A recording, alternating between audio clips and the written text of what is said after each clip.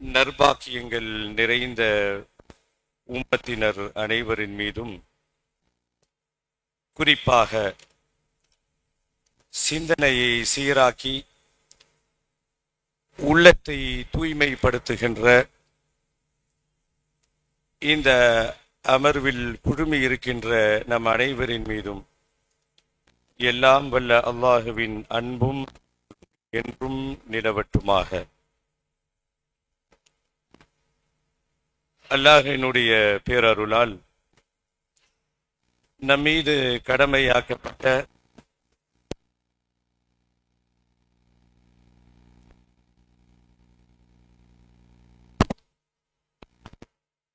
ஈருலகிலும்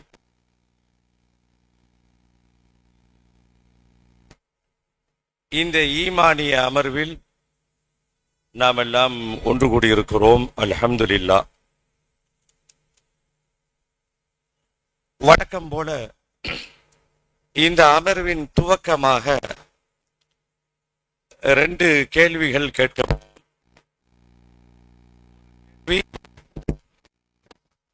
very easy என்ற ரொம்ப ஈஸியான ஒரு கேள்வி. முதல் கேள்வி. இரண்டாவது கேள்வி இஸ்லாமிய விடுகதை. நாம தொடர்ந்து இந்த அமர்விலே விடுகதையுடைய மெத்தடில் சில கேள்வி கேட்டு அதிலிருந்து சில செய்திகளை இந்த வகுப்பிலே நாம் பார்த்து வருகிறோம் அல்லாஹ்வுடைய கிருபையால. 2 கேள்வி. முதல் கேள்வி, எடுத்த உடனே சொல்ல வேணாம், கையை உயர்த்துங்கள். யாரு கையை உயர்த்தலையோ அவங்க கிட்ட கேள்வி கேட்கப்படும். இரண்டாவது இஸ்லாமிய விடுகதை. திரும்பி நல்லா கூர்ந்து கவனிங்க. தெரிந்தவர்கள் கையை உயர்த்தணும். யார் கையை உயர்த்தாம இருக்கிறாங்களோ அவங்க கிட்ட கேள்வி கேட்கப்படும். ரொம்ப ஈஸியான கேள்வி, வழக்கமா உள்ள கேள்விதான். இன்றைய மக்ரிப் தொழுகையில் முதல் ரக்காத்தில் இமாம் அவர்கள் குர்ஆனிலிருந்து எந்த அத்தியாயத்தை ஓதினார்? இது முதல் ரொம்ப ஈஸியான கேட்டகரிக்குள்ள இது வந்துடும். இன்றைய மக்ரிப் தொழுகையில் இமாம் அவர்கள் என்ன அத்தியாயத்தை ஓதினார்? ஒரு முழு அத்தியாயத்தையும் அவர் ஓதி முடிச்சிட்டாரு. இந்த அத்தியாயம் எப்படிப்பட்ட அத்தியாயம்னா, இதற்கு மட்டும் நமக்கு அர்த்தம் தெரிந்திருந்தால், இன்றைக்கு மக்ரிப் தொழுகையில ஓதன அந்த சூறாவினுடைய மீனிங் மட்டும் ஓரளவுக்கு நம்மால் கணிக்க முடிந்தால் நிச்சயமாக நம்மளுடைய உடல்கள் நடுங்கி இருக்கும். கண்களில தாரை தாரையாக தண்ணீர் கொட்டி இருக்கும். உடலும் நடுங்கவில்லை, தண்ணீரும் கொட்டவில்லை. காரணம் ஏசி இயங்கி கொண்டிருக்கிறது என்ற காரணத்தை சொல்லக்கூடாது. என்ன காரணம்னா இதனுடைய பொருள் நமக்கு தெரியல. இதை கடத்துவதுதான் இந்த வகுப்பினுடைய நோக்கம். கேள்வி, முதல் கேள்வி, இமாம் அவர்கள் மக்ரிப் தொழுகையில் முதல் ரக்காத்துல என்ன சூரா ஓதினார்? கையை உயர்த்துங்க.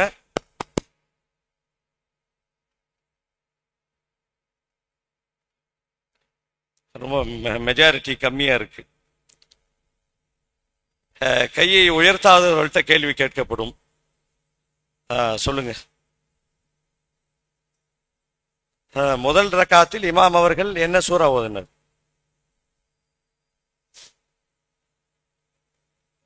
வேற யாரு கேட்க சொல்றார்? சொல்லுங்க. அதாவது முதல் ரக்காத்தில் அல் காரியா என்ற அத்தியாயத்தை ஓதினார். 2 ரக்காத்துல மாஷா அல்லாஹ். சரியான பதில் அளித்த சகோதரருக்கு அல்லாஹ் அருள் புரியட்டும். நீங்க இலகுவான ஒரு பதில் சொல்லியிருக்கலாம்.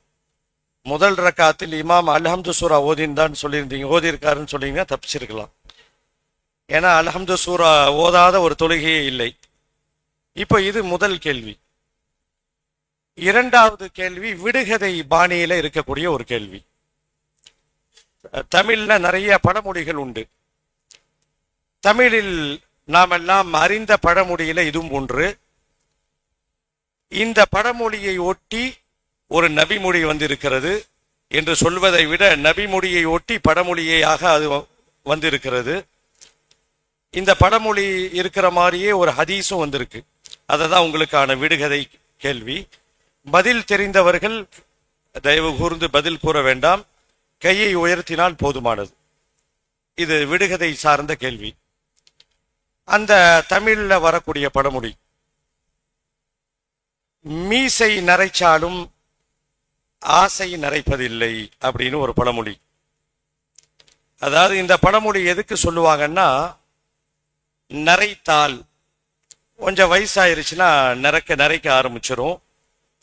மீசை நரைச்சு போச்சு, தாடி நரைச்சு போச்சு, ஆனால் ஆசை மட்டும் நரைக்காமல் என்றும் ஃப்ரெஷ்ஷா எங்கா யூத்தா இருக்கும். இது இந்த பழமொழியினுடைய சாரம். இதை ஒட்டி ஒரு ஹதீஸ் ஒன்று வந்திருக்கிறது, தெரிந்தவர்கள் சொல்லலாம். கையை உயர்த்துங்க, தெரிஞ்சவங்க பதில் சொல்லலாம். அதாவது இந்த விடுகதையினுடைய சாரம் என்னன்னா, மனிதனுக்கு வயசாயிட்டே போகுது, வயது கூடிக்கிட்டே போகுது, ஆனால் என்றும் இளமையாக இருக்கக்கூடிய சில அம்சங்கள் அவனுக்குள் இருக்கிறது என்பதை தெளிவுபடுத்தக்கூடிய ஹதீஸ். கையை உயர்த்தலாம், சொல்லுங்க. பிஸ்கெட் சாப்பிட்டே சொல்லுங்க, பிரச்சனை இல்லை. யாராவது கணிக்க முடியுதா? சொல்லுங்க. சூஃபிஸ் சொல்லுங்க.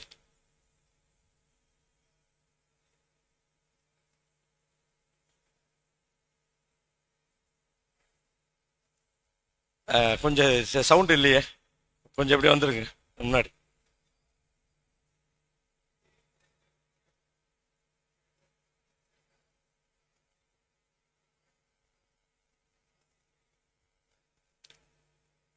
அதாவது சகோதரர் சொல்லக்கூடியது அந்த தொடர்ச்சியினுடைய ஒரே ஒரு பாயிண்ட்டை மட்டும் சொல்லியிருக்காங்க. நாம கேட்ட கேள்வி இதே பதில் தான், ஆனால் கொஞ்சம் வேற மாதிரி வரும். மனிதனுக்கு வயசாகி கொண்டே போகிறது, ஆனால் இரண்டு விஷயங்கள் மட்டும் என்றும் இளமையாக இருக்கும், என்றும் ஃப்ரெஷ்ஷா இருக்கும்னு ஒரு ஹதீஸ். அதாவது மீசை நரைச்சாலும் ஆசை நரைப்பதில்லை. யாராவது கணித்தவர்கள் சொல்லலாம். நீங்க சொல்றீங்களா? சொல்லுங்க. மாஷா அல்லாஹ்.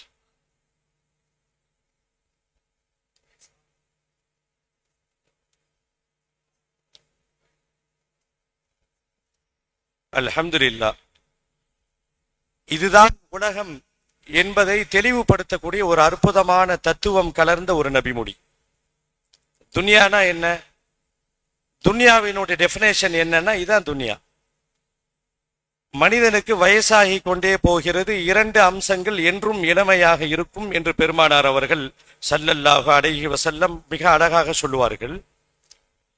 எக்பரு இப்னு ஆதம், ஆதமனுடைய மகனுக்கு, ஆதமனுடைய மகன் என்று சொன்னால் மனிதர்களுக்கு வயது ஏறிக்கொண்டே போகிறது, வயசாயிட்டே போகுது. 30, 40, 50, 60, 60, 70, 80 அப்படின்னு போயிட்டே இருக்கு. ஆனால் இஸ்னான், இரண்டு விஷயங்கள் மட்டும் அவனிடத்திலே என்றும் இளமையாக இருக்கிறது, அதற்கு வயசாகவே இல்லை அப்படின்னு பெருமானார் அவர்கள் ஸல்லல்லாஹு அலைஹி வஸல்லம் சொன்னார்கள். அதைத்தான் நான் கேட்டேன், மீசை நரைச்சாலும் ஆசை நரைப்பதில்லை. அப்ப அந்த இரண்டு விஷயம் என்ன? சகோதரர் தெளிவாக பதில் சொன்னார். இரண்டு விஷயங்கள். ஒன்று ஹுப்புல் மால், பணத்தின் மீது இருக்கக்கூடிய ஆசை, பொருளாதார ஆசை, பணத்தாசை.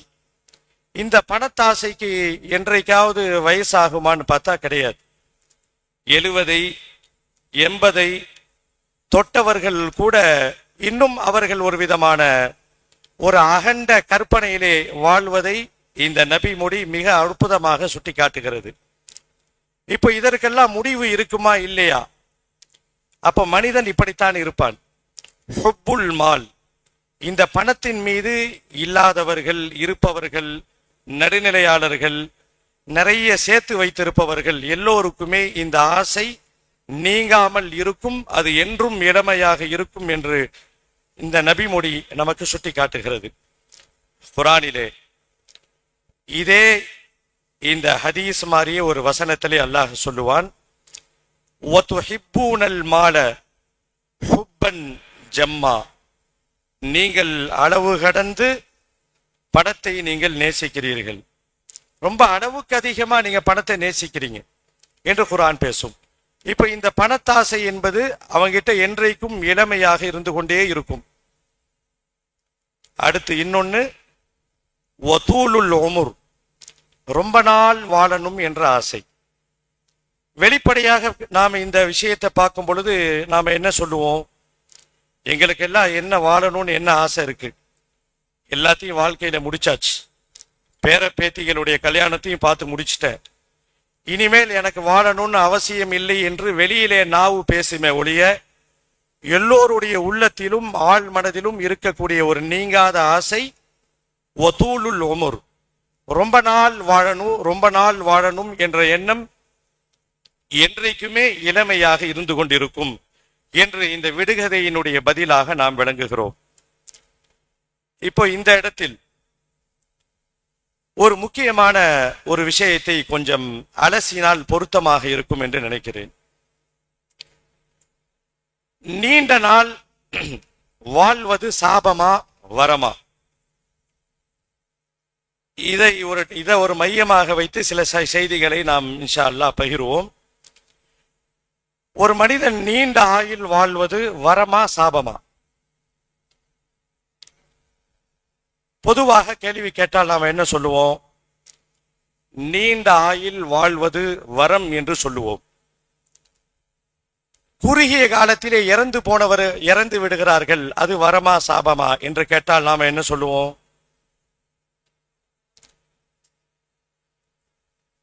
ஒரு வயது, ஒரு குறிப்பிட்ட வயது மௌத்திற்கு நாம் வைத்திருக்கிறோம், ஒரு 60, 65, இதெல்லாம் நம்ம மௌத்துக்கு வைத்திருக்கக்கூடிய வயசு. கொஞ்சம் முன்னதாக இறந்து விட்டால், ஒரு 40, 30, 25 அந்த சீசன்ல இறந்துட்டா, இதை தமிழிலே எப்படி சொல்லுவார்கள், காலமானார்கள் அப்படின்னு சொல்ல மாட்டாங்க, அகால மரணம் அப்படின்னுவாங்க. இதனுடைய பொருள் என்னன்னா, நாம் நமக்குள் ஒரு முடிவு செய்து வைத்திருக்கிறோம், ஒரு மனிதனுடைய அத்தியாயம் பிறப்பிலிருந்து துவங்கி 50, 60, 70 பேரம் பேத்தி எல்லாம் பார்த்து, இவர் மௌத்தாகும் போது கூட்டம் எல்லாம் பக்கத்துல சூழ்ந்து நின்று இதே நிலைமையில தான் மௌத்தாகுவோம் என்ற ஒரு வடிவத்தை நாம் மனதிற்குள் உருவாக்கிய காரணத்தினால் இந்த குறுகிய கால வாழ்க்கையை அகால மரணம் என்று தமிழிலே காலமானார் என்பதற்கு பதிலாக அகாலமானார் என்று கூறுவார்கள். அப்போ இஸ்லாம் இதை பற்றி என்ன சொல்லுகிறது? ஒரு மனிதன் நீண்ட ஆயுள் வாழ்வது சாபமா வரமா சாபமா, இது ஒரு டாபிக். குறுகிய காலத்தில் மௌத்தாகுவது, சின்ன வயசுல மௌத்தாகிறது, வரமா சாபமா என்று கேட்டால் நம்மளுடைய சிந்தனை எப்படி இருக்கும்னா, மனிதன் நீண்ட ஆயுள் வாழ்வது வரம் என்று இருக்கும். அவன் கொடுத்து வச்ச ஆள், 20 ஹஜ்ஜி பண்ணியிருக்காரு, 10 உம்ரா பண்ணியிருக்கார், பேரம் பேத்தி கொள்ளு பேரன் கொள்ளு பேத்தி எல்லாம் பார்த்துட்டாரு. இந்த அடிப்படையில் அதை நாம் வரம் என்று சொல்லுவோம். ஒரு குறுகிய காலத்திலே வாழ்ந்தவர்களை நாம் நம்மளுடைய பார்வையில் அது ஒரு நல்ல மரணம் இல்லைன்னு நாம கணிச்சு வச்சிருப்போம். ஆனால் இதையெல்லாம் இஸ்லாம் உடைத்து எரிகிறது, இதையெல்லாம் தூள் தூளாக மாற்றுகிறது.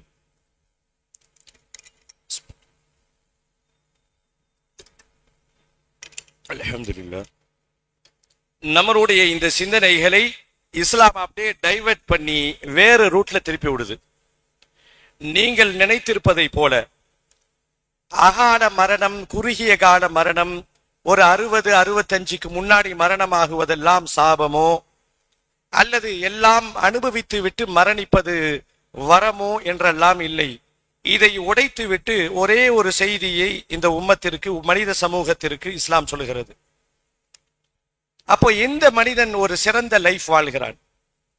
இதை நபிகள் பெருமானார் ஸல்லல்லாஹு அலைஹி வஸல்லம் அவருடைய காலத்துல ஒரு மனிதர் கேள்வியாக கேட்கிறார். அன்ன ரஜுலன், ஒரு மனிதர் வருகிறார், யா ரசூல் அல்லாஹ், அல்லாஹுவினுடைய தூதரே, ஐயுன் நாசி ஹைர், மனிதர்களிலே பெஸ்ட் சிறந்த மனிதன் யார்? இந்த ஹதீஸ் இதே போன்று இந்த கேள்வி பாணியில நிறைய ஹதீஸுகள் இடம்பெற்றிருக்கிறது. ஒவ்வொரு இடத்திலும் சில பதில்களை சற்று மாற்றமாக பெருமானார் ஸல்லல்லாஹு அலைஹி வஸல்லம் சொல்லி இருப்பார்கள். ஆனால் இந்த பதில் இருக்கிறதே, இது ஒட்டுமொத்தமாக நம்முடைய வாழ்க்கைக்கு தேவையான ஒரே ஒரு பதில். இது போதும். சில நேரங்களிலே இஸ்லாத்தினுடைய பண்புகளிலே சிறந்தது எதுன்னு கேட்கும் போது வேறு விதமான சில பதில்கள். மனிதர்களிலே சிறந்தவர்கள் யார் என்பதற்கு குர்ஆனை கற்றவர், கற்பித்தவர் என்றெல்லாம் கற்றும் கற்பித்தவர் என்றும் ஒரு பதில் வந்திருக்கிறது. ஆனால் இப்பொழுது கூறக்கூடிய இந்த பதில் நம்முடைய வாழ்க்கைக்கு இந்த பதில் ஒன்றே போதுமானது. இதோ அந்த அழகான ஹதீஸை பாருங்கள். அன்ன ரஜுலன், ஒரு மனிதர் வருகிறார். யா ரசூல் அல்லாஹ், அல்லாஹுவின் தூதரே, ஐயுன் நாசி ஹைர், மனிதர்களிலே யார் சிறந்த மனிதர்? இந்த கேள்வியை அப்படியே நம்ம பக்கம் திருப்பினால் ஒவ்வொருவரும் ஒரு விதமான பதில் வைத்திருப்போம். நிச்சயமாக இருக்கும். நாம் என்ன சொல்லுவோம்? 5 வேளை தொழுது, யாருக்கும் எந்த தீங்கும் செய்யாமல் தான தர்மங்கள் செய்து ஒரு நல்ல பிள்ளையாக வாழ்பவர், யாருக்கும் இவரான எந்த கஷ்டமும் வராமல் வாழ்பவர் நல்ல மனிதராக இருப்பார் என்று நம்மளுடைய கணிப்பு. அதுவும் சரிதான், தவறுன்னு சொல்ல முடியாது. இன்னும் சிலர்கள் என்ன சொல்லுவார்கள்?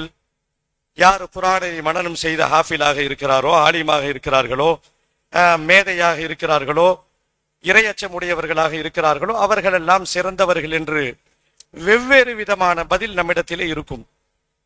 ஆனா இந்த பதில்லாம் சரியான பதில். ஆனால் இப்பொழுது நாம பார்க்கக்கூடிய இந்த ஹதீஸ்ல வரக்கூடிய இந்த பதில் இருக்கிறதே, ஒட்டுமொத்தமாக எல்லா விஷயத்தையும் உள்ளடக்கி இருக்கக்கூடிய ஒரு பதிவு. இந்த நபிமொழி ஒன்றே நம்முடைய மறுமையின் வெற்றிக்கு போதுமானது. ஒவ்வொரு மனிதரும் நான் சிறந்தவனா இல்லையா என்பதை பரிசோதித்து பார்ப்பதற்குள்ள ஒரு அற்புதமான நபிமொழி, ஒரு உரைகளாக இந்த நபிமொழி அமைந்திருக்கிறது. கேட்ட கேள்வி, மனிதர்களிலே சிறந்தவர் யார்? பெருமானார் ஸல்லல்லாஹு அலைஹி வஸல்லம் சொன்னார்கள், மன் தால உமுரு, ஒருவன் நீண்ட ஆயுள் வாழ்கிறான். ஒருத்தருக்கு வயசு கூடிக்கிட்டே போகுது, பார்ப்பதற்கு சந்தோஷமா இருக்கு. இங்கேயும் கூட சில மனிதர்களை நாம் பார்க்கிறோம். அவர்களை பார்த்து இவர்கள் வயசாயிருச்சு அப்படின்னு இவ்வளோ வயசு வாழ்றாரேன்னு பொறாமப்படுவதை விட, இந்த ஹதீஸை நாம் ஒப்பிட்டு பார்க்கும் பொழுது அவர் மீது பொறாம கொள்ளலாம். பெருமானார் ஸல்லல்லாஹு அலைஹி வஸல்லம் சொன்னார்கள், சிறந்த மனிதர் மன் தால உமுரு, யாருடைய வயசு நீண்ட நாட்கள், நீண்ட ஆயுளோடு ஒருத்தர் வாழ்றார். 60, 70 இப்படி அவருடைய வயது கூடிக்கொண்டே போகிறது. வஹசுன அமலுஹு, அதோடு சேர்த்து அவரிடத்தில் நல்ல செயல்களும் இருக்கிறது. இவர்தான் மனிதர்களிலே சிறந்தவர். எவ்வளவு அற்புதமான ஒரு நபிமொழி! இந்த ஹதீஸை நம்மளுடைய லைஃபோட கொஞ்சம் உரசி பார்த்தால், என்னுடைய வயசு இந்த வயசு, ஒவ்வொரு வருடமும் என்னுடைய வயது கூடிக்கொண்டே போகிறது. என்னிடத்தில் அமல்கள் அழகாக இருக்கிறதா? இந்த இடத்துல ஒரு சின்ன விளக்கம் நமக்கு தேவை. அமல்கள் அழகாக இருக்கணும் அப்படின்னா நம்மளுடைய பார்வையில வெறும் தொழுகையை மட்டும் சொல்லுவோம், அது பெரிய தவறு. இங்கே இந்த நபிமொழி எதை குறிப்பிடுகிறது? வஹசுன அமலுஹு, அவருடைய அமல் அழகாக இருக்கும். ரொம்ப நாள் வாழ்ந்துட்டு இருப்பாரு, அழகான அமலுக்குறி சொந்தக்காரராக இருப்பார். அப்ப அழகான அமல் என்று சொன்னால் நம்முடைய பார்வையிலே வெறும் தொழுகை மட்டும்தான் இருக்கும். ஆனால் இந்த அழகான அமல்ல வெறும் தொழுகை மட்டும்தானா என்று பார்த்தா கிடையாது. மற்ற மனிதர்கள்ட்ட பழகுகின்ற தன்மை, மற்ற மனிதர்களிடத்திலே நாம் பேசுகின்ற பேச்சு, நம்மிடத்திலே இருந்து வெளிப்படுத்துகின்ற அன்பு, நம்மிடத்திலே இருக்கின்ற பொறாமை இல்லாத ஒரு குணம், ஆணவம் இல்லாத ஒரு போக்கு, இது எல்லாம் சேர்ந்ததுதான் ஹுசுன் என்பது. வஹசுன அமலு, அவருடைய அமல் அழகாக இருக்கும் என்று சொன்னால் ரொம்ப நாள் வாழ்வாரு, தொழுகையும் இருக்கும், நோன்பும் இருக்கும், ஜகாத்தும் இருக்கும், வசதி இருந்தா ஜகாத் இருக்கும், ஹஜ்ஜும் செய்வார், உம்ராவும் செய்திருப்பார், ஓதுவார், தஸ்பீஹ் செய்வார், எல்லா அமலும் செய்வார். அதோடு சேர்த்து சக மனிதர்களுடைய உள்ளத்தையும் என்றைக்குமே அவர் காயப்படுத்தி இருக்க மாட்டார். இது ரொம்ப முக்கியமான ஒரு பார்ட், ஏன்னா நமக்கு தேவையான ஒரு பார்ட். வஹசுன அமலுஹு, அமல் அழகாகும் என்று சொன்னால் நம் இடத்திலே வெளிரங்கத்திலே அமல் அழகாக இருக்கிறது. அதே நேரத்தில் மற்ற மனிதர்கள்ட்ட நாம நடந்துக்கிற விதம், நாம் வெளிப்படுத்துகின்ற அந்த கோர முகம், நம்மளுடைய குணங்கள், இதெல்லாம் அழகாக இருந்தால்தான் ஹசுன அமலுஹு, அவருடைய அமல் அழகாக இருக்கும் என்ற பொருள் அடங்கும். அப்போ மனிதர்களிலே சிறந்த மனிதர் நீண்ட நாள் வாழ்வாரு, நல்ல அமலோட தொழுகை எல்லா இபாதத்தும் இருக்கும், சக மனிதர்களுடைய உள்ளத்தை மகிழ்வித்து வாழ்வார், இவரால யாருக்கும் எந்த கஷ்டமும் வந்திருக்காது, இவர்தான் மனிதர்களிலே சிறந்த மனிதர் என்று பெருமானார் அவர்கள் சொன்னார்கள். அப்படியே நேர் எதிராக கேள்வி கேட்கப்படுகிறது. கருப்பு என்றால் வெள்ளை, உஷ்ணம் என்றால் குளிர்ச்சி இருப்பதை போல மனிதர்களிலே சிறந்த மனிதர் நீண்ட ஆயுள் கொடுக்கப்பட்டு நல்ல நற்கர்மங்க செயலோடு யார் வாழ்கிறார்களோ அவர் சிறந்த மனிதர். அப்படியே எதிரான ஒரு கேள்வி, மனிதர்களிலே யார் தீயவர், யார் கேள்வி கேட்கப்படுகிறது. மனிதர்களிலே யார் தீயவர்? அப்போ இதே இந்த பதில் கொஞ்சம் மாற்றமாக சொல்லப்படுகிறது. இந்த பதிலை நீங்களே கணிக்கலாம், கணிக்க முடிந்தவர்கள் சொல்லுங்க பார்க்கலாம். நல்லவர் யாரு? நீண்ட ஆயுள் இருக்கும், நல்ல அமலும் இருக்கும், நற்செயலும் இருக்கும், அவர் சிறந்த மனிதர். அப்போ தீய மனிதர் யாரு? அப்படியே மாற்றமா சொல்லுங்க.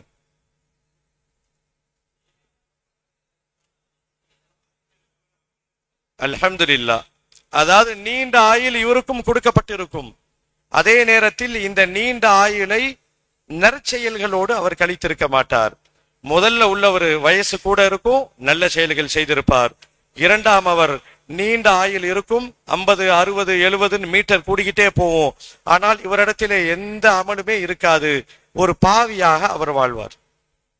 இவர் மனிதர்களிலே தீயவர் என்று ஒரு அற்புதமான விளக்கத்தை, நாம் நல்லவர்களா தீயவர்களா, நாம் நல்ல மனிதர்களுக்கு பட்டியலுக்குள் வருகிறோமா தீய மனிதர்களுக்குள் பட்டியலுக்குள் வருகிறோமா என்பதை உரசி பார்ப்பதற்கு இந்த ஒரே ஒரு ஹதீஸ் போதுமானது. ஏன்னா வயது எவ்வளவு வாழ்கிறோம் என்பது முக்கியமல்ல, வயதை நாம் எப்படி கழித்திருக்கிறோம். ஒருத்தர் 40 வயது வரைக்கும் வாழ்ந்து இறந்து விட்டார், ஆனால் இந்த 40 வயதுல அவர் செய்த அமல் அல்லாஹ்விடத்திலே அங்கீகரிக்கப்படும்படியான அமல்களாக இருந்தால், எல்லா இபாதத்தும் செய்திருக்கிறார், நற்செயல்கள், சக மனிதர்களுடைய உரிமைகளை பறிக்கவில்லை, நல்ல மனிதராக வாழ்ந்து அவர் 40 வயசுல இறந்தாலும், இல்லை 20 வயசுல அவர் இறந்தாலும், அவர் நல்ல மனிதருடைய பட்டியலிலே அல்லாஹ்விடத்திலே சேர்ந்து விடுவார். இதற்கு நேர் மாற்றமாக வயது கூடிக்கொண்டே போகிறது, எந்த நற்செயலும் இல்லை, உலகத்தினுடைய ஆசைகள் கூடுகிறது, எல்லா மனோ இச்சைக்கும் அடிமையாகி அவருடைய வாழ்க்கையை என்ஜாய் என்ற அடிப்படையிலே கடிக்கிறார். ஆனா வயசு 80, மௌத்தாகும் போது 85 வயசு, இபாதத் இல்லை, எந்த இபாதத்தும் இல்லை. இவர் மனிதர்களிலே தீயவர். வெளிப்படையான இந்த அடையாளங்களை வைத்து நாம் நல்லவர்களாக வாழ்கிறோமா தீயவர்களாக வாழ்கிறோமா என்பதை இந்த நபிமொழி மிக தெளிவாக நமக்கு பாடம் புகட்டுகிறது. அடுத்து இதன் தொடர்ச்சியாக இந்த குர்ஆன் வகுப்பினுடைய தொடக்கமாக 2 பேருக்கு சண்டை ஏற்படுகிறது. 2 பேர் சண்டை போடுறாங்க, சண்டையிலே வார்த்தை வெடிக்கிறது. அந்த சண்டை தான் இந்த குர்ஆன் வகுப்புக்கு ஒரு தலைப்பாக மாறுகிறது. இப்ப நாம அடுத்த குர்ஆன் வகுப்பினுடைய ஒரு சின்ன ஒரு இதுக்குள்ள நாம இன்ஷா அல்லாஹ் சில செய்திகளை பகிர போறோம். இது 2 பேர் சண்டை போட்டதின் விளைவாக வந்த தலைப்பு. பொதுவாக நாம் எல்லாம் பள்ளிவாசலுக்குள்ள நிறைய சண்டைகளை நாம பார்த்திருப்போம். இந்த சண்டை போடுறவங்கல்ல 2 விதமான கேட்டகரி மக்கள் இருப்பாங்க. ஒரு கேட்டகரி இருப்பாங்க சாலிஹானவர்கள், இபாதத்தோடு இருப்பாங்க. இவர்கள் சண்டை போட்டால் இவர்கள் வாயிலிருந்து வரக்கூடிய வார்த்தை இருக்கிறதே மார்க்கம் சம்பந்தமா வரும். அல்லாஹ் உன்னை நாசமாக்கிடுவான், அல்லாஹ் மீது சத்தியமா சொல்லு, நீ முஸ்லிமா, நீ காஃபிரா, இப்படின்னு மார்க்கத்தோடு பிடிப்பாக இருப்பவர்களுடைய சண்டையில இது போன்ற வார்த்தைகள் வெளிப்படும். இந்த மார்க்கம் இல்லாதவர்கள், மார்க்க பிடிப்பு இல்லாம சண்டை இருக்கிறவங்க சண்டை போட்டா அவர்கள் வாயிலிருந்து வேறு விதமான சில கெட்ட வார்த்தைகள் வெளிப்படும். இதை நாம் எல்லாம் தெரிஞ்சு வச்சிருக்கிறோம். அப்படித்தான் 2 நபர்கள் சண்டை போடுகிறார்கள். ஒரு பள்ளிவாசல்ல சண்டை நடக்குது. இது ஏதோ கற்பனையாக சொல்லப்படக்கூடிய செய்தி அல்ல. இது போல சண்டைகளை நீங்களும் பார்த்திருப்பீர்கள், நானும் பார்த்திருக்கிறேன். சண்டை முத்தி போச்சு.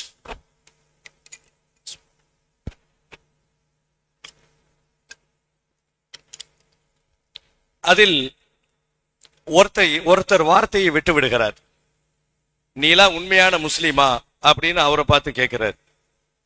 இன்னொருத்தர் நீ உண்மையான முஸ்லிமா அப்படின்னு வார்த்தை முத்தி போய் நீ உண்மையான முஸ்லிமா நான் உண்மையான முஸ்லிமா என்ற இடத்திலே போய் நிற்கிறது. இப்போ இதைத்தான் குர்ஆன் வகுப்புக்குரிய ஒரு தலைப்பாக நாம் எடுத்திருக்கிறோம். யார் உண்மையான முஸ்லிம்,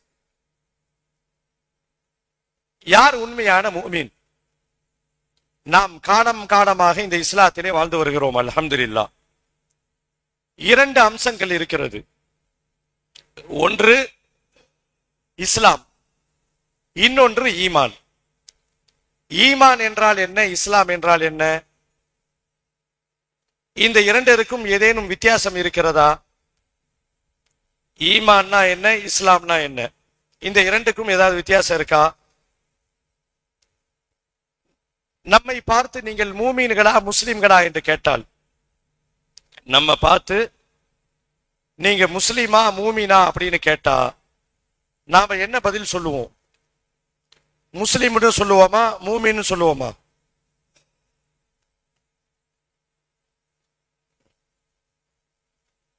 நம்மை பார்த்து கேட்டால் நாம முஸ்லிம்னு சொல்லுவோனா, மூமின்னு சொல்லுவோமா? அப்போ மூமின்களும் முஸ்லிம்களும் ஒன்றா? இஸ்லாமும் ஈமானும் ஒன்றா?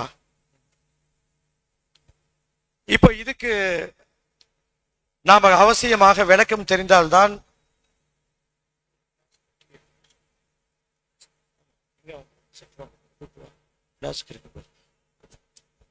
இந்த பொருளுக்கு அவசியம் விளக்கம் தெரிந்தால்தான் நாம் நம்மளுடைய லைஃபை ஒழுங்கான ஈமானோடு வாழ முடியும்.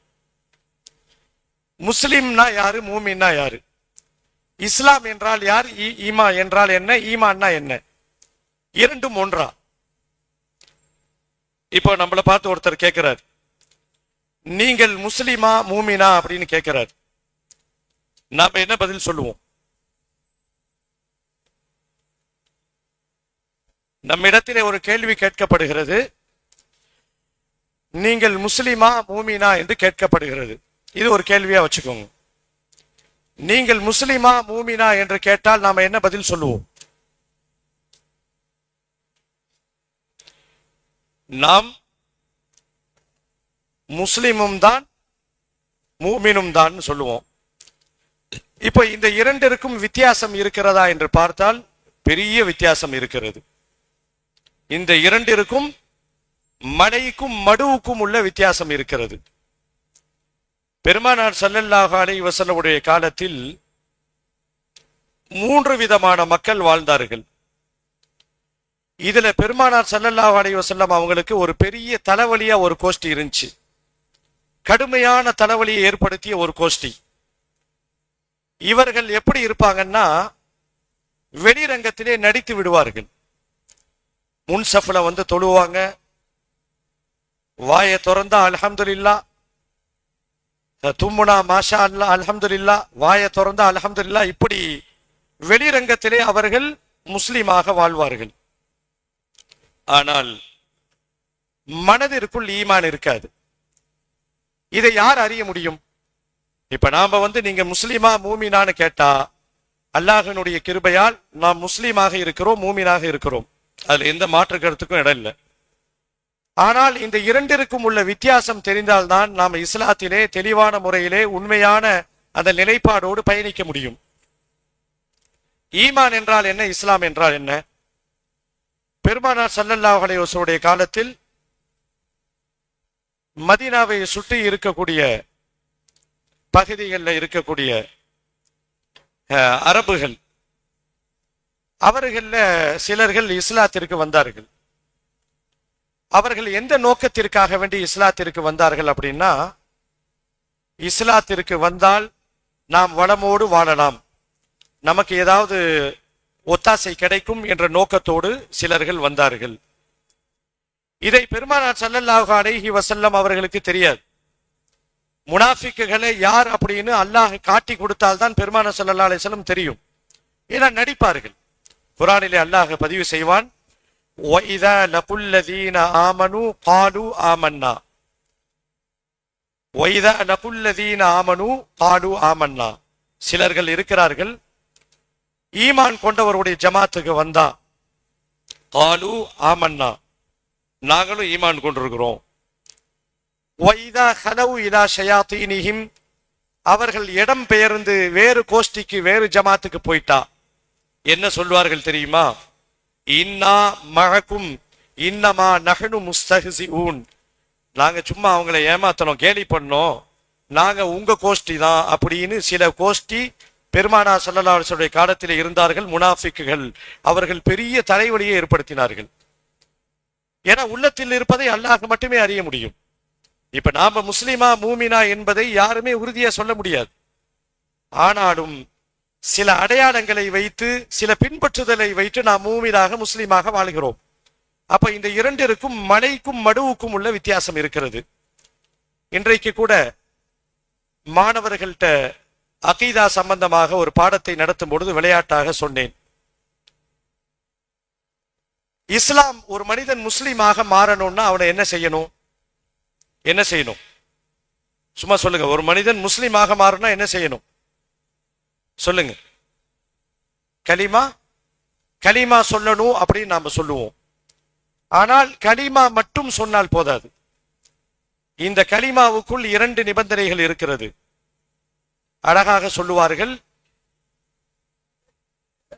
இக்ராரும் பில் லிசான், நாவினால் முடிய வேண்டும், வ தஸ்தீகும் பில் கல்ப், உள்ளத்தால் உறுதியோடு நம்பிக்கை கொண்டிருக்க வேண்டும்.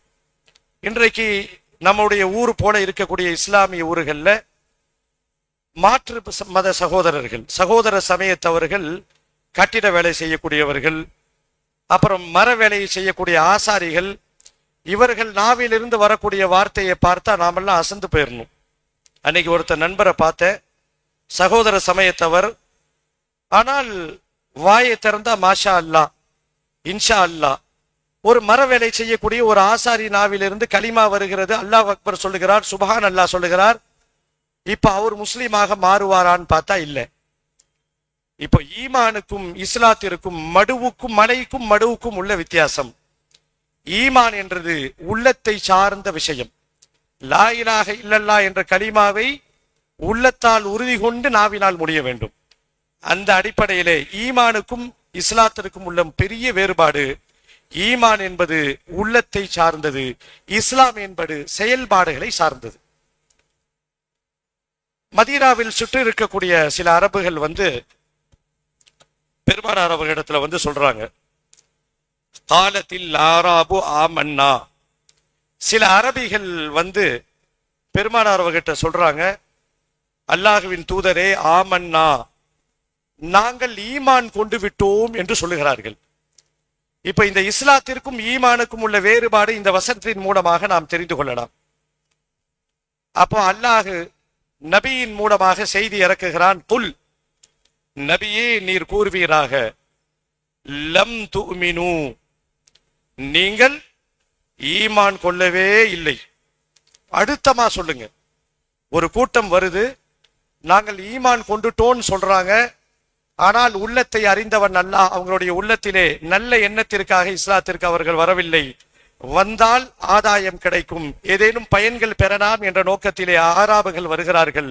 நபியே, நீங்கள் கூறுங்கள், லம் துமினு, நீங்கள் ஈமான் கொள்ளவே இல்லை. அதே நேரத்தில் அல்லாஹ் சொல்லுகிறான், வல கின் கூலு அஸ்லம்னா, நீங்க எப்படி சொல்லுங்கன்னா வார்த்தையை மாத்தி போடுங்க, டெக்ஸ்ட மாத்துங்கன்னு அல்லாஹ் சொல்றான். ஈமான் கொண்டோன்னு சொல்லாதீங்க, அதை எடுத்துட்டு அந்த டெக்ஸ்ட் இடத்துல முஸ்லீம் ஆயிட்டோன்னு சொல்லுங்க அப்படின்னு அல்லாஹ் தெளிவுபடுத்துகிறான். இது பெரிய வேறுபாடு. தொடர்ந்து அல்லாஹ் பேசுவான், வலம்மா எதுகுலில் ஈமானு ஃபீ குலூபிக்கும், அவங்களுடைய உள்ளத்துல ஈமான் நுழையவே இல்லை. வெறும் நாவினால் கலிமாவை சொல்லிவிட்டு நாங்கள் முஸ்லீம் ஆகிவிட்டோம், ஈமான் கொண்டு விட்டோம் என்று அவர்கள் டயலாக்கை பேசிக் கொண்டிருக்கிறார்கள். வலம்மா எதுகுலில் ஈமானு ஃபீ குலூபிக்கும், அவருடைய உள்ளங்களிலே ஈமான் நுழையாத போது அவர்கள் எப்படி ஈமான் கொண்டோம் என்று சொல்லலாம் என்று குர்ஆன் கேட்கும். அப்போ ஈமான் என்றால் என்ன, இஸ்லாம் என்றால் என்ன என்பதை தெரிந்து கொண்டால்தான் நம்மால் இந்த சத்திய கொள்கையில நாம் உறுதியாக பயணிக்க முடியும். ஈமான் என்றால் உள்ளம் சார்ந்த விஷயம். இது யாருனாலையும் கண்டுபிடிக்க முடியாது, யாருக்கும் அந்த அதிகாரம் இல்லை. எந்த ஸ்கேன் சென்டர்லயும் போய் செக் பண்ண முடியாது. எந்த எம்ஆர்ஐ ஸ்கேனும் ஈமான் இருக்கான்லாம் கண்டுபிடிக்காது. எந்த லேபும் கண்டுபிடிக்க முடியாது. எந்த பிளட் டெஸ்ட் எடுத்தாலும் சரி, பிஃபோர் எடுத்தாலும் சரி, ஆஃப்டர் எடுத்தாலும் சரி, ஈமான் உள்ளத்துல இருக்கான்னு யாருக்குமே தெரியாது. இது உள்ளம் சார்ந்த விஷயம். இஸ்லாம் என்பது வெளிப்படையான அமல்கள் சார்ந்த விஷயம். தக்பீரை கட்டி தொழுகிறோம், இணை வைக்கிறது இல்ல, ஜகாத்து கொடுக்கிறோம், நோன்பு வைக்கிறோம், ஹஜ்ஜி செய்கிறோம், தான தர்மங்கள் செய்கிறோம், குர்ஆன் ஓதுகிறோம். இதெல்லாம் செயல்கள். செயல் வடிவிலே கட்டுப்பட்டவர்களுக்கு முஸ்லிம்கள் என்று சொல்லப்படும், நம்பிக்கை கொண்டவர்களுக்கு மூமின்கள் என்று சொல்லப்படும். அப்போ அல்லாஹ்வினுடைய அருளால் நாம் உண்மை மூமினாக இருப்பவர்கள் கண்டிப்பாக முஸ்லிமாக இருப்பார்கள். உண்மை முஸ்லிமாக இருப்பவர்கள் உண்மை மூமின்களாக இருக்க வாய்ப்பு கொஞ்சம் குறைவு. இது பொதுவான ஒரு நியதி. இப்போ இந்த இடத்துல இந்த அதிகாரம் யாருக்கு இருக்கிறது? ரெண்டு பேர் சண்டை போட்டுக்கிட்டாங்க. ஒருத்தர் நீ முஸ்லிமான்னு கேட்கிறாரு, ஒருத்தர் நீ காஃபிர்ன்றாரு, நீ மூமினான்னு கேட்கிறாங்க. இந்த உலகத்திலே இந்த அதிகாரம் யாருக்கேனும் கொடுக்கப்பட்டிருக்கிறதா? யாராவது இந்த அதிகாரத்தை பயன்படுத்தி இவர் மூமின் இல்லை, இவர் முஸ்லீம் இல்லைன்னு யாராவது சொல்ல முடியுமான்னு பார்த்தா, பெருமானார் ஸல்லல்லாஹு அலைஹி வஸல்லம் அவங்களுக்கே அந்த அதிகாரத்தை அல்லாஹ் கொடுக்கல. அவர்கள் அறிவித்தால் அவர்கள் செய்தியாக சொல்லுவார்கள். இப்போ இந்த இடத்துல குர்ஆனிலே சில வசனங்களை நாம் பார்க்கிறோம். உண்மையான முஸ்லிம்கள், உண்மையான மூமின்களுடைய அடையாளங்களை பற்றி அல்லாஹ் தொடர்ந்து பேசுவான். உலாயிக ஹுமுல் முஃமினூன ஹக்கா, இவர்கள்தான் உண்மையான இறை நம்பிக்கையாளர்கள் என்ற வசனம் குர்ஆனிலே சில இடங்களிலே இடம்பெற்றிருக்கிறது. 2 இடம் நினைக்கிறேன். உலாயிக ஹுமுல் முஃமினூன ஹக்கா என்ற வார்த்தை பிரயோகத்தோடு 2 வசனங்கள் குர்ஆனிலே இடம்பெற்றிருப்பதாக நாம் எண்ணிக்கொள்ளலாம். இதே மாதிரி உமுஸ் சாதிகூன் அப்படின்னு வரக்கூடிய இடங்கள் வேற. அப்போ இறை நம்பிக்கையாளர்கள் இவர்கள் தான் என்ற அடையாளம் குர்ஆனிலே சில அடையாளங்களை அல்லாஹ் சொல்லுகிறான். அதை வைத்து பார்த்து நாம உண்மை மூமின்களா என்பதை நாம் ஓரளவுக்கு கணித்து விடலாம். இப்ப அது என்ன பண்புகள் என்பதை நாம் பார்ப்பதற்கு முன்பாக, பெருமானார் ஸல்லல்லாஹு அலைஹி வஸல்லம் காலத்தில்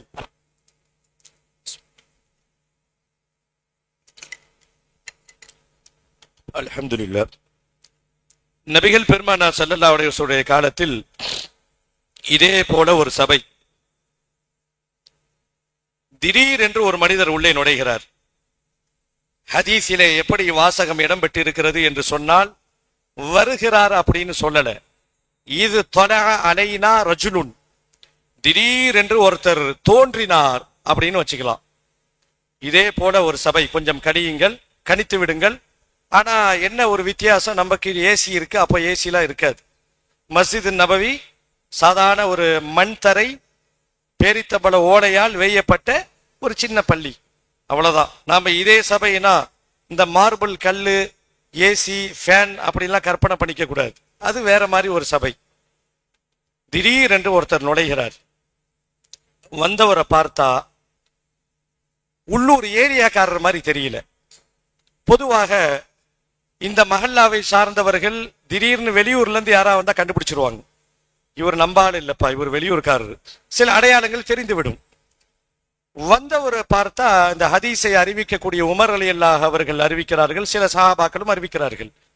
வந்தவர் வெளியூர்காரர் மாதிரி தெரியுது, ஏன்னா எங்க லோக்கல் ஆள் இல்லை. ஆனா எப்படி வந்தாருன்னா ஃப்ரெஷ்ஷா இருக்கார்.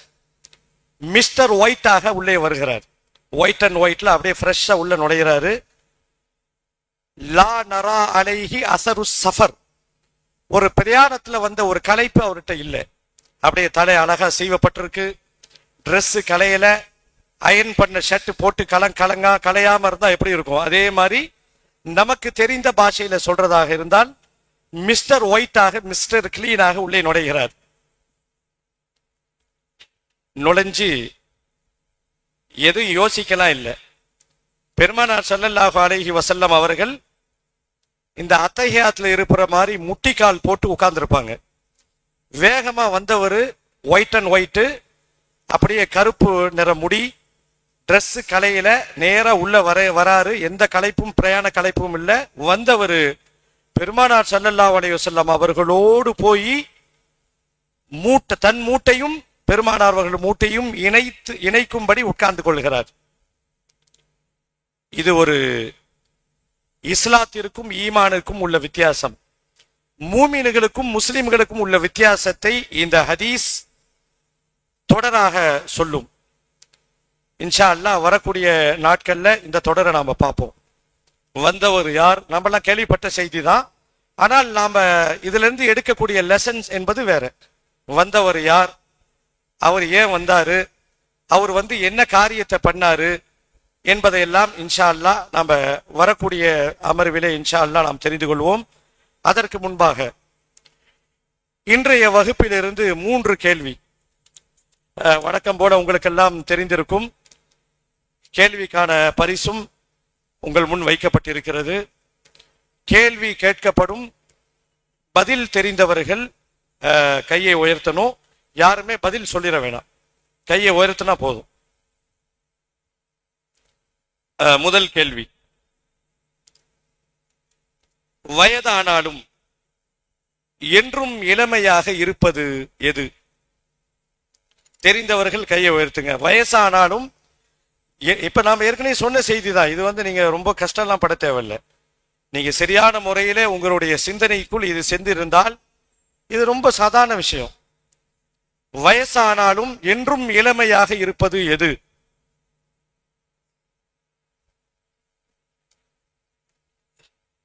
ஒன்று, 2, 3. இது கடைசியில் இருக்கக்கூடிய ஒரு சகோதரர் சொல்லுங்க. கேட்ட கேள்வி வயசானாரும் என்றும் இளமையாக இருப்ப கூட சொல்லுங்க. ஆஜி சொல்லுங்க, முன்னாடி வந்துருங்க.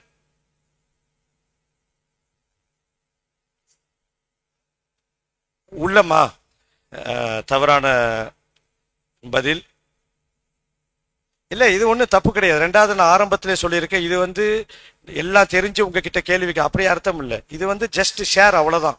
மார்க்க விஷயத்தை பொறுத்த வரைக்கும் பகிர்வு தான். இது பகிர்ந்து கொள்ளுதல், யாரும் வெக்கப்பட வேண்டிய அவசியம் இல்லை. சொல்லுங்க ஜி. மூத்த சகோதரர். நீங்க அஷ்ரஃப் ஜியினுடைய காக்கா. நீங்க சொல்லுங்க. இல்ல அதான் சும்மா ஆசைனா. நான் கேட்ட கேள்வி என்றும் இளமையாக இருப்பது எது? 2 விஷயங்கள். ஆசை என்பது ஓகே தான், ஆனா 2 விஷயங்கள் என்று இளமையா இருக்கும். நீங்க சொல்லுங்க.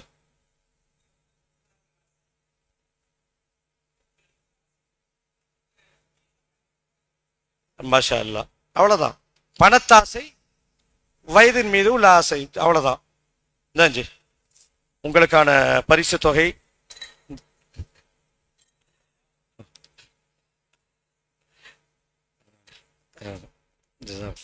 அடுத்த கேள்வி, மனிதர்களில் நல்லவர் யார், கெட்டவர் யார்? ரொம்ப நமக்கு தேவையான ஒரு கேள்வி. மனுஷங்கள்ல யார் நல்லவன், யார் கெட்டவன்? நீங்க சொல்லுங்க.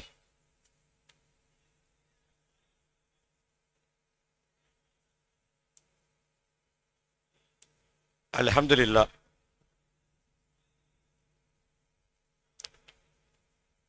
சரியான ஒரு பதில். அதாவது ஆயுசு கூடுது, வயசு கூடுது, ஆனா அவர்கிட்ட அமல் இல்லை, இவர் கெட்டவர். ஆயுளும் கூடுகிறது, நல்ல அமலும் செய்கிறார், இவர் நல்லவர். அல்ஹம்துலில்லாஹ். உங்களுக்கான பரிசு எது? என்ன?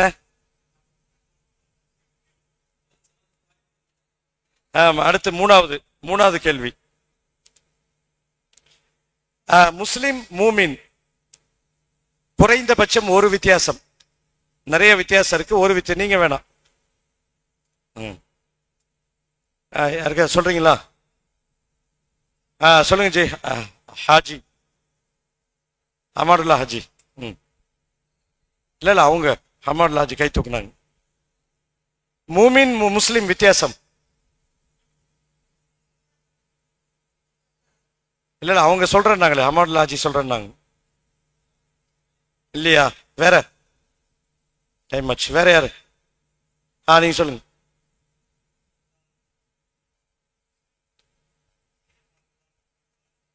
அல்ஹம்துலில்லாஹ். மூமின் உள்ளத்தை சார்ந்தது, முஸ்லிம் செயல்பாடுகளை சார்ந்தது. அல்ஹம்துலில்லாஹ். ஜஸாக்கல்லாஹு கைரன்.